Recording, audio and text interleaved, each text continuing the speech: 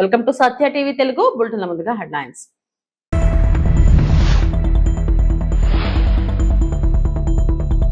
సుప్రీంకోర్టులో 5 కొత్త న్యాయమూర్తుల ప్రమాణ స్వీకారం.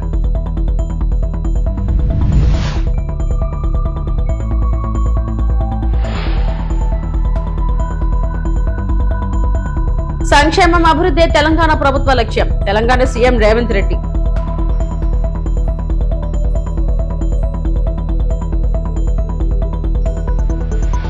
వైఎస్ జగన్ ను కలిసిన రాజధాని రైతులు. భూసేకరణ వేధింపులపై ఫిర్యాదు.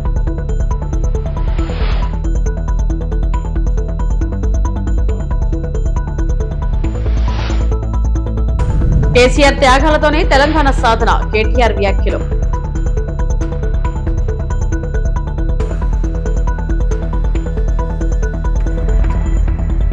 భారత్ సుప్రీంకోర్టులో 5 కొత్త న్యాయమూర్తులు మంగళవారం ప్రమాణ స్వీకారం చేశారు. భారత ప్రధాన న్యాయమూర్తి సూర్యకాంత్ వారికి పదవి ప్రమాణం చేయించారు. ప్రమాణ స్వీకారం చేసిన వారిలో షీల్ నాగు, శ్రీ చంద్రశేఖర్, సంజీవ్ సచ్దేవ, అరుణ్ పల్లి, అలాగే సీనియర్ అడ్వకేట్ వి మోహన ఉన్నారు. ఈ నియామకాలతో సుప్రీంకోర్టు న్యాయమూర్తుల సంఖ్య 37కు చేరుకుంది. దేశ అత్యున్నత న్యాయస్థానంలో న్యాయ సేవలను మరింత బలోపేతం చేసే దిశగా ఈ నియామకాలు కీలకంగా మారాయి. I, Sheel Nagu, having been appointed a judge of the Supreme Court of India, having been appointed a judge of the Supreme Court of India,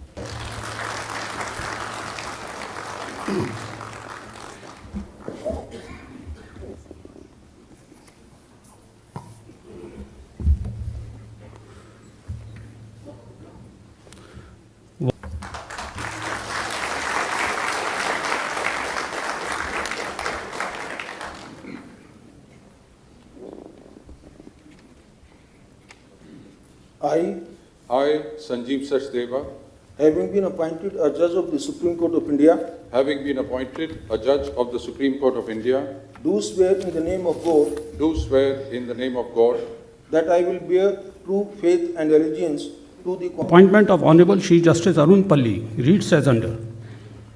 By virtue of the power vested in me by Clause 2 of Article 124 of the Constitution of India, I, Draupadi Murmu, President of India, do hereby appoint Shri Justice Arun Palli, Chief Justice High Court of Jammu and Kashmir and Ladakh, to be a judge of the Supreme Court of India with effect from the date he assumes charge of his office.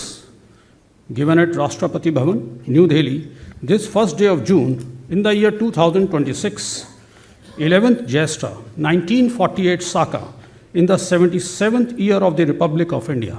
Signed, President of India. May I now request Honorable Chief Justice Arun Palli to take oath.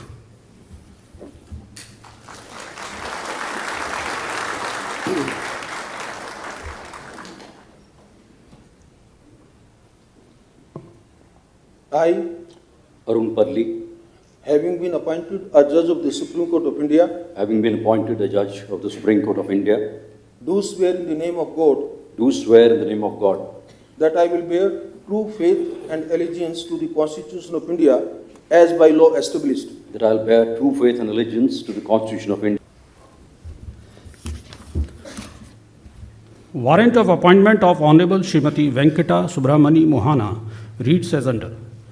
By virtue of the power vested in me by Clause 2 of Article 124 of the Constitution of India, I, Draupadi Murmu, President.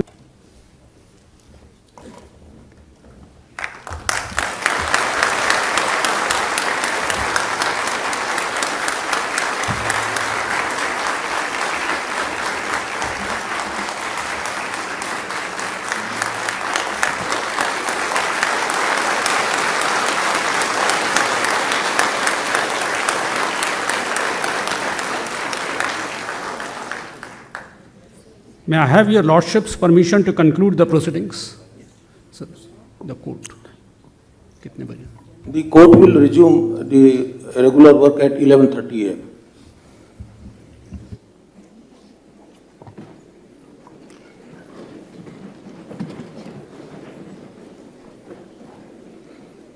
Telangana రాష్ట్ర ప్రభుత్వం సంక్షేమం అభివృద్ధికి సమాన ప్రాధాన్యత ఇస్తూ పాలన సాగిస్తుందని ముఖ్యమంత్రి రేవంత్ రెడ్డి అన్నారు.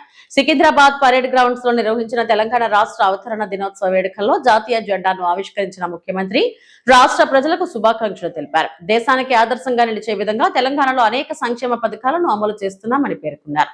తెలంగాణ సమాజం భూస్వామ్య భావజాలాన్ని, పెత్తందారీ ధోరణులను ఎప్పటికీ సహించదని స్పష్టం చేసిన సీఎం ప్రజాస్వామ్య విలువలు మరియు సమ్మిళిత అభివృద్ధికి రాష్ట్రం కట్టుబడి ఉందని తెలిపారు. అలాగే తెలంగాణ రాష్ట్ర సాధనలో కీలక పాత్ర పోషించిన మాజీ ప్రధానమంత్రి మన్మోహన్ సింగ్, మాజీ యూపీఏ చైర్పర్సన్ సోనియా గాంధీలకు ఈ సందర్భంగా కృతజ్ఞతలు తెలిపారు.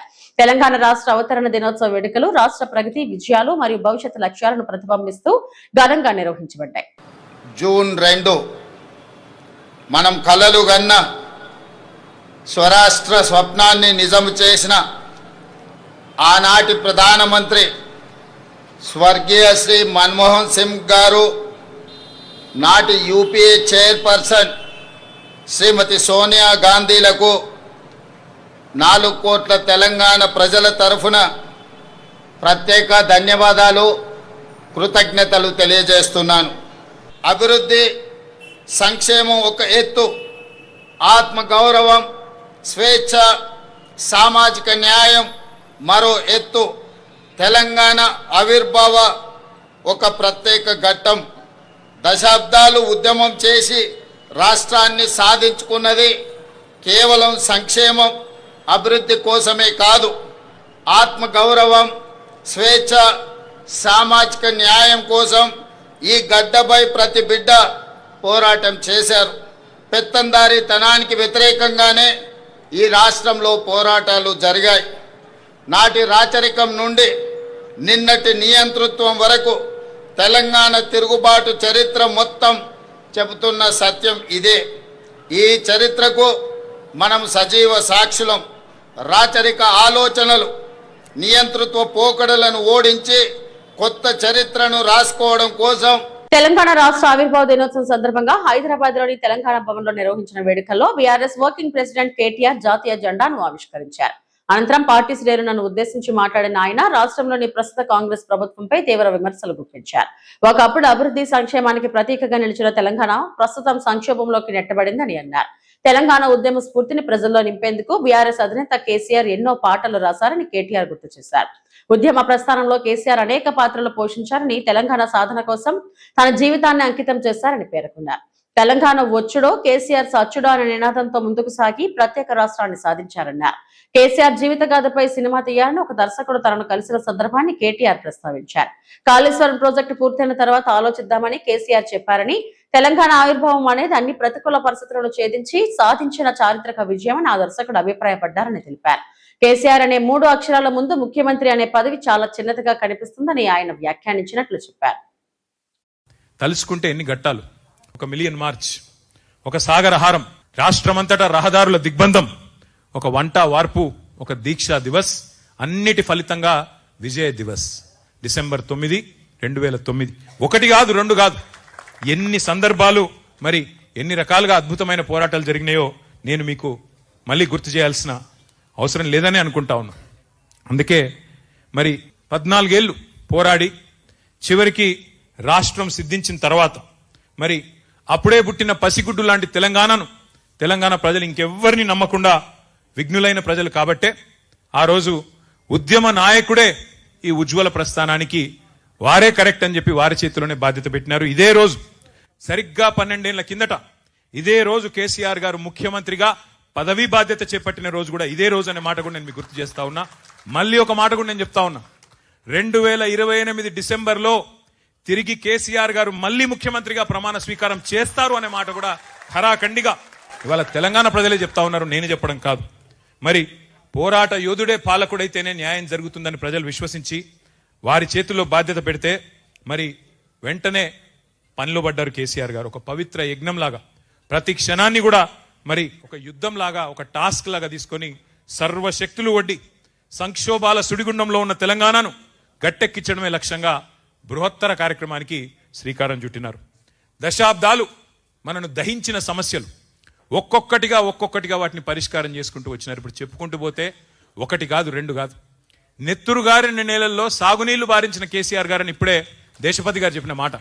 అట్లాగే బొక్కలు వంగిన నల్లగొండలో, ఫ్లోరోసిస్తో బొక్కలు వంగిన నల్లగొండలో మరి బొక్కలు విరిచిన గత పాలకుల దుర్మార్గాల సాక్షిగా మిషన్ భగీరథ చేపట్టి ఇంటింటికి నీళ్ళిచ్చి ఆడబిడ్డల కన్నీళ్లు శాశ్వతంగా తుడిచిన నాయకుడు కేసీఆర్ గారు కాదా అని నేను గుర్తు చేస్తా ఉన్నా. వైఎస్ఆర్సీపీ అధ్యక్షుడు మాజీ ముఖ్యమంత్రి వైఎస్ జగన్మోహన్ రెడ్డితో రాజధాని రైతులు సమావేశమయ్యారు.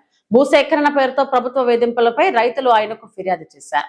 భూములు లాక్కునేందుకు తమను బెదిరిస్తున్న తీరును అన్నదాతలు వైఎస్ జగన్ కు వివరిస్తున్నారు. వైఎస్ జగన్ కలిసిన వారిలో పలు గ్రామాల రాజధాని రైతులు ఉన్నారు.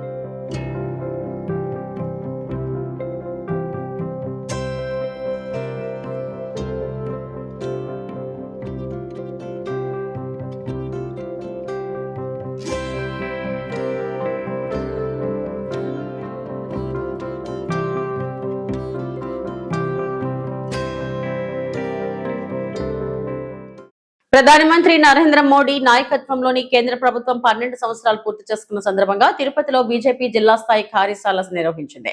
ఈ తిరుపతి రామానుజ సర్కిల్ వద్ద ఉన్న అవని ఎలైట్ హోటల్లో జరిగిన ఈ కార్యశాలలో కేంద్ర ప్రభుత్వ 12 ఏళ్ల పాలనలో సాధించిన అభివృద్ధి సంక్షేమ కార్యక్రమాలపై చర్చించారు.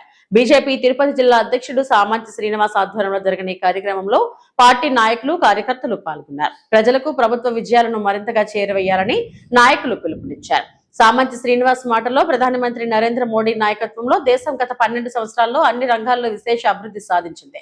పేదలు, రైతులు, మహిళలు, యువత సంక్షేమమే లక్ష్యంగా కేంద్ర ప్రభుత్వం అనేక పథకాలను అమలు చేసింది. ఈ విజయాలను ప్రజల్లోకి తీసుకెళ్లేందుకు బీజేపీ కార్యకర్తలు మరింత కృషి చేయాలి. నమ్మకం, అభివృద్ధి, ప్రజా సంక్షేమం అనే లక్ష్యంతో దేశం ముందుకు సాగుతుంది. మోడీ నాయకత్వంపై ప్రజలకు ఉన్న విశ్వాసమే బీజేపీ బలం. ఈ సందర్భంగా తెలియజేశారు.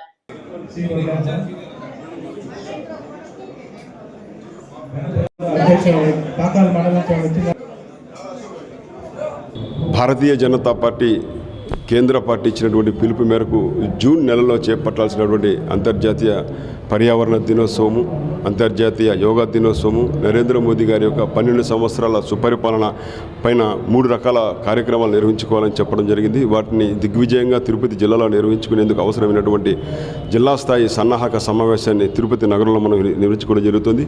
తిరుపతి జిల్లాలో ఉన్నటువంటి కొత్తగా కలిసినటువంటి కోడూరు, నెల్లూరులో వెళ్ళిపోయిన గూడూరు, వాటన్నిటితో కలిపి 47 మండలాలకు సంబంధించిన అధ్యక్షులు, మండల ప్రధాన కార్యదర్శి, జిల్లా స్థాయి నేతలు వీళ్ళందరితో కలిసి ఇవాళ మేము ఒక సన్నాహక సమావేశాన్ని ఏర్పాటు చేసుకోవడం జరిగింది.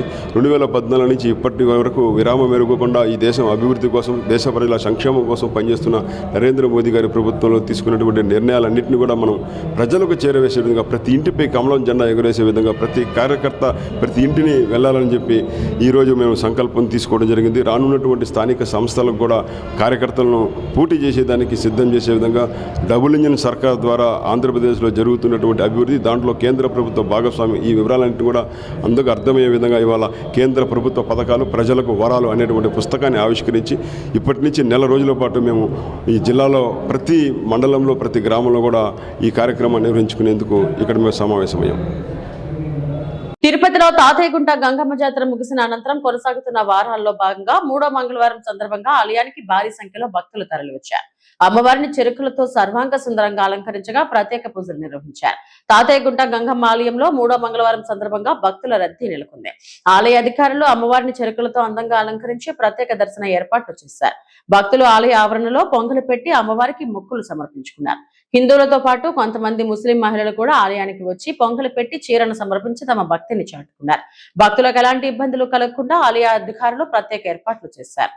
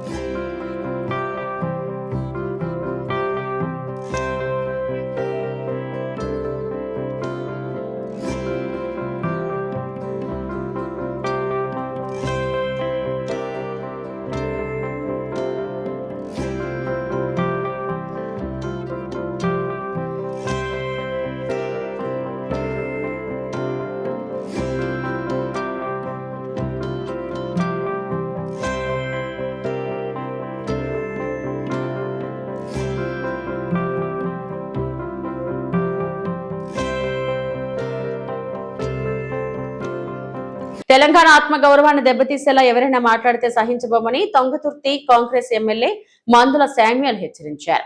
ఏపీ ఉప ముఖ్యమంత్రి పవన్ కళ్యాణ్ చేసిన వ్యాఖ్యలపై స్పందించిన ఆయన తెలంగాణ కోసం ఎన్నో పోరాటాలు త్యాగాల ఫలితంగానే రాష్ట్రం ఏర్పడిందన్నారు. తెలంగాణ ప్రజల ఆత్మగౌరవాన్ని కించపరిచే వ్యాఖ్యలు చేస్తే తీవ్రంగా ప్రతిఘటిస్తామని పేర్కొన్నారు. తెలంగాణలో ఎవరైనా నివసించవచ్చని అందరం కలిసిమెలిసి ఉండాలని కోరుతూ రాష్ట్ర వ్యవస్థను లేదా తెలంగాణ ఆత్మగౌరవాన్ని దెబ్బతీసే ప్రయత్నాలను మాత్రం సహించబోమన్నారు. పవన్ కళ్యాణ్ సినిమాలకు తెలంగాణలో అభిమానులు ఉన్నారని, అయితే తెలంగాణ గౌరవాన్ని దెబ్బతీసే వ్యాఖ్యలు చేస్తే అదే అభిమానులు వ్యతిరేకులుగా మారే పరిస్థితి వస్తుందని మండుల శామ్యూల్ వ్యాఖ్యానించారు. రాజకీయ నేతలు బాధ్యతాయుతంగా వ్యవహరించాలని ఆయన సూచించారు. సఫలీకృతం కావాలని కూడా హెచ్చరిస్తా ఉన్నాను. తెలంగాణ రావాలంటే నీ కోదాడు బోర్డర్ కాడ కంపనాడర్ రోడ్డు మీద ఖబర్దార్, మీకు జిస్టు కూడా కడతాం. ఇవాళ మీరు తెలంగాణ జిస్టు తలిగి కోనసీమ కొప్పారిపోయిందని చెప్తా ఉన్నాను. కోనసీమ కొబ్బరి తోటలు ఎండిపోయి తెలంగాణ జిస్టు తాగంటున్నావు, కానీ మీకు జిస్టు కూడా కడతాం. ఎక్కడ మా పెళ్లిగా పోతే తెడ్డు మసిమంతా సిబ్బి ఎట్లా కట్టవో ఇవి కూడా మీ కాడ కడతాం నిశ్చయంగా. ఖబర్దార్, తెలంగాణ ప్రజానికం వందలాది మంది అమరులైతే తెలంగాణ వచ్చింది. ఈ అమరత్వాన్ని చూసిన సోనియా గాంధీ గారు ఇలా తెలంగాణ ఇచ్చింది. ఇచ్చిన తెలంగాణను బాగు చేసుకోవడానికి మా ప్రయత్నాలు మీకు జరుపుతా ఉన్నాయి. మీకు రాజధాని లేదు, మీకు రాజధాని లేదు. రాజధాని కోసం నాన్న తీరు తట్టాలు పడుతుంది. మీరు అక్కడ బాగా చేసుకోండి. అన్నదమ్ములో కలిసిందాం. కానీ మా ఇంట్లో మా పొయ్యిలో మీరు అడుగు పెడితే పొయ్యి కాలుద్దన్న సంగతి మర్చిపోవచ్చు.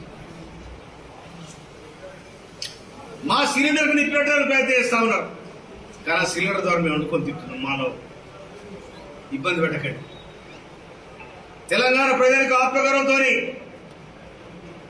తెలంగాణలో ఎవడన్నా కానిపోని మాటలంటే కత్తులు కోరడం అనేది తెలంగాణ. కానీ మా తెలంగాణ మేము సాధించుకున్న తృప్తి మాకున్నది.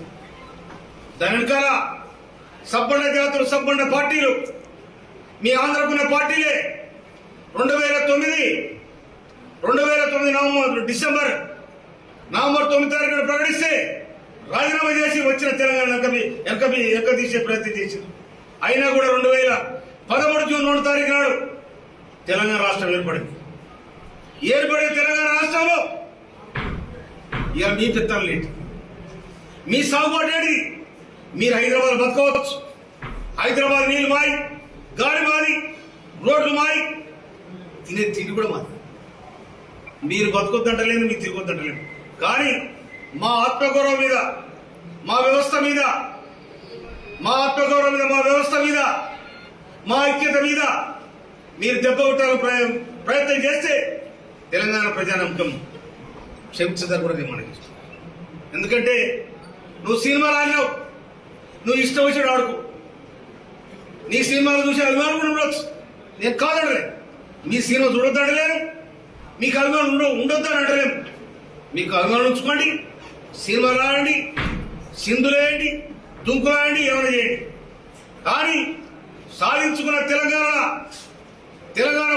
వచ్చినాడు 11 రోజులు మేము ఉపవాసం ఉన్నా. ఎవరు ఊపిరాడతానికి ఉపవాసం ఉన్నాం. సౌత్ ఇండియా కురుబ సంఘం అన్నమయ్య జిల్లా నూతన కమిటీని ఏకగ్రీవంగా ఎన్నుకున్నారు. తిరుపతిలో కురుబ భవన్ నిర్మాణానికి 5 ఎకరాల స్థలం కేటాయించాలని సంఘం నాయకులు డిమాండ్ చేశారు. మదనపల్లిలో నిర్వహించిన సర్వసభ్య సమావేశంలో అన్నమయ్య జిల్లా కురుబ సంఘం నూతన కమిటీని ఎన్నుకున్నారు. ఈ సందర్భంగా సంఘం అధ్యక్షులు జబ్బల శ్రీనివాసులు మాట్లాడుతూ కురుబ భవన్, కనకదాసు హాస్టల్ నిర్మాణం కోసం తిరుపతిలో భూమి కేటాయించాలని ప్రభుత్వాన్ని కోరారు. స్థానిక సంస్థల ఎన్నికల్లో కురుబలకు తగిన ప్రాధాన్యం కల్పించాలని విజ్ఞప్తి చేశారు. 10 సంవత్సరాల నుంచి తిరుపతి మీడియా సోదరులు చాలా చక్కగా నాకు సహకరిస్తున్నారు. ప్రత్యేకంగా మీకు ధన్యవాదాలు తెలుపుకుంటున్నాను. ఎలక్ట్రానిక్గా తిరుపతి సోదరులకి కొన్ని బయట రాష్ట్రాల వల్ల విజ్ఞప్తి వలన దీన్ని సౌత్ ఇండియా కురుబ సంఘంగా మార్పు చేసి దీన్ని ఆర్గనైజేషన్ ఏర్పాటు చేయడం జరిగింది. ముఖ్యంగా ఈరోజు వేదిక పైన ఉన్న గత 8 సంవత్సరాల నుంచి సాధారణమైన రైతు కుటుంబీకుడు ఎంతో కష్టపడి కులం మీద ఎంతో అభిమానంతో ప్రతి ఒక్క కార్యక్రమాలకు నేనంటూ ఉండి ముందుకు పోతున్న తరిగొండ ఈశ్వరయ్య గారిని జిల్లా అధ్యక్షుడిగా ఎన్నిక కాబడినారు. అదేవిధంగా జిల్లా ప్రధాన కార్యదర్శులుగా కొల్లే వేణుగోపాల్, అదేవిధంగా జేసీ రెడ్డప్పని ఇద్దరిని నియమించినాం. ఉపాధ్యక్షులుగా గౌరవ సలహాదారులుగా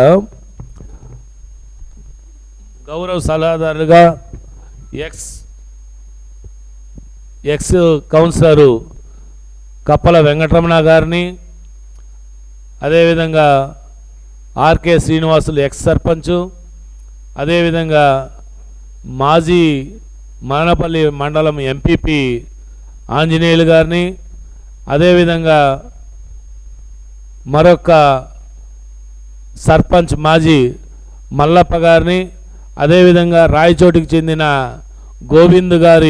గోవిందుని వీరు గౌరవ కురువ సంఘానికి సలహాదారులుగా తరిగొండ ఈశ్వరయ్య గారు కానీ, గౌరవ అధ్యక్షుడు కానీ, రాష్ట్ర జిల్లా కమిటీ కార్యవర్గ సభ్యులకి వీరు కానీ తగిన సలహాలు సూచనలు ఇస్తారని చెప్పి వీళ్ళని ఏర్పాటు చేయడం జరిగింది.